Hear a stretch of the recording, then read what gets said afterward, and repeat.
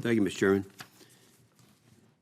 Admiral Rogers, in December last year, you published an article saying a challenge for the military cyber workforce, and you discussed, as you did in your written statement today, that the importance of growing and developing and maintaining this force. When you talked about, well, I guess it was the chairman in his statement, the 123 teams where you are right now and aiming to 133. What comprises a cyber team? They come in several different types. There's what we call combatant command mission teams. Those are aligned with combatant commanders. They are generally designed to create offensive capability, if you will. Yeah. There are cyber protection. Those are about, in that team, CCMTs, combatant commander mission teams. There are about 65 individuals on a team. If you look at cyber protection teams, slightly different missions, so different structure, different focus, they're at about 39 individuals per team.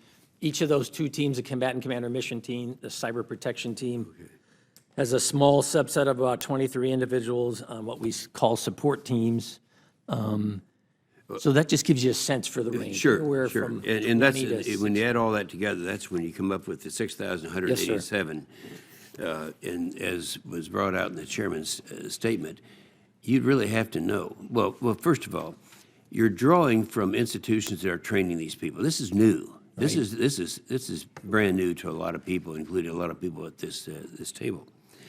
I know that in my state of Oklahoma, University of Tulsa has really made great progress. In fact, your predecessor was out there and working with them, and I understand from Senator Rounds that a similar thing is happening in South Dakota. Mm-hmm. So you got these kids out there. They're learning this. They're determining what they're going to do for a career.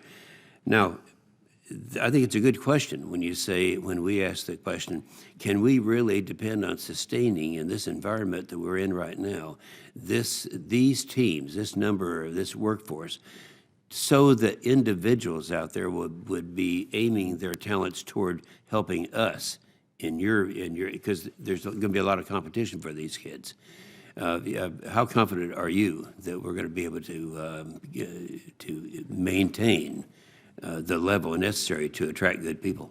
So experience to date says we're doing a good job in that regard, both for our ability to recruit and retain. What tends to drive that to date, our experience suggests, is the desire of men and women, whether they're civilian or in uniform, to be part of something bigger than themselves, to do something that matters, and to do something on a cutting edge. That, if you will, is really what powers the men and women of the teams. Yeah.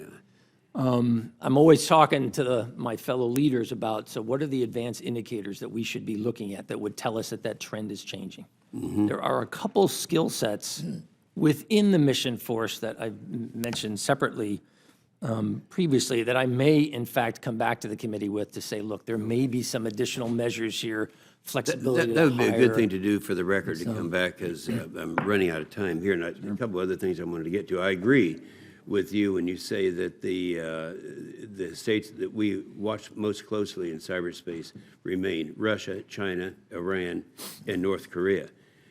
At the same time, I noticed that there's an effort, and this came when our FBI director, James Comey, was in contact with these people, that China is trying to develop a closer relationship with us when in fact they're the ones that we're going to be watching. You're not entertaining any kind of a close relationship with them that might impair that. No, sir. Area. Okay, good. Yesterday in an article came out on the GAO report that says the Pentagon doesn't know who's in charge for responding to a massive cyber attack. And they go on to talk about the Northern Command. They talk about what we are doing. They're talking about Homeland Security. And you're familiar with this report that came out yesterday? No, I'm not. Oh, but I'm familiar with the broad premise. Well, okay, well, the conclusion of the report, and I'll just read this, and it says, we believe that by issuing or updating guidance that clarifies roles and responsibilities of relevant DoD officials, DoD will be in a better position to plan for and support civil authorities in a cyber incident. This is a GAO report, so I suggest that you look at that and see if we have reached their conclusion so far. Thank you, Mr. Chairman.